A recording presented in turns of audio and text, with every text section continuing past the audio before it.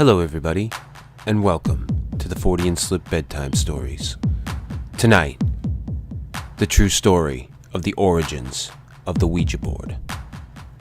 In February of 1891, papers began to be sprinkled with advertisements about Ouija, the wonderful talking board, describing a mystical divining device that offered answers to questions regarding the past, present, and future with marvelous accuracy, and even testified as proven at the patent office before it was allowed.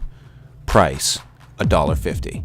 The magical talking board was at the time basically the same board you see today. A flat board with the letters of the alphabet arrayed in two semicircles above the numbers 0 through 9. The words yes and no in the uppermost corners, goodbye at the bottom, and the board comes with a planchette, which is a teardrop-shaped device, usually with a little window that is used to maneuver around the board. People would put their fingers on the planchette, ask a question, and watch in amazement as their questions are answered, while the planchette moves of its own accord. The only real difference between the board of yesterday and the board of today is that now the board is cardboard instead of wood, and the planchette is plastic. The real history of the board is about as cryptic as how the game works. But according to Ouija historian Robert Murch, it came right out of the American 19th century obsession with spiritualism, which for some reason was okay with Christian belief structure, so you could go to a seance on Saturday and go to church on Sunday guilt-free. It was in 1886 that the fledgling Associated Press reported on a new craze taking over spiritualist camps in Ohio, the talking board.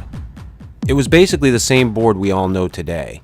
The article went what we would call today viral, but it was a man from Baltimore, Maryland named Charles Kennard who jumped on it. In 1890, he pulled together a group of 4 investors that included Elijah Bond, an attorney, and Colonel Washington Bowie, a surveyor, to start the Kennard Novelty Company.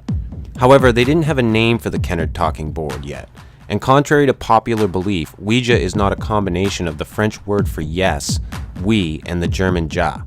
It was Bond's sister-in-law, Helen Peters, a supposed strong medium, who gave them the name that we all know today. They sat around a table and asked the board what they should call it. The name Ouija came through, and when they asked what it meant, the board said, "Good luck."